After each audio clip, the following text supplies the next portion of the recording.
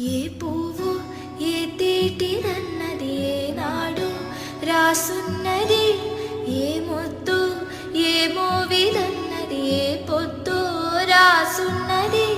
బంధాలే పెనవేయో యసుగు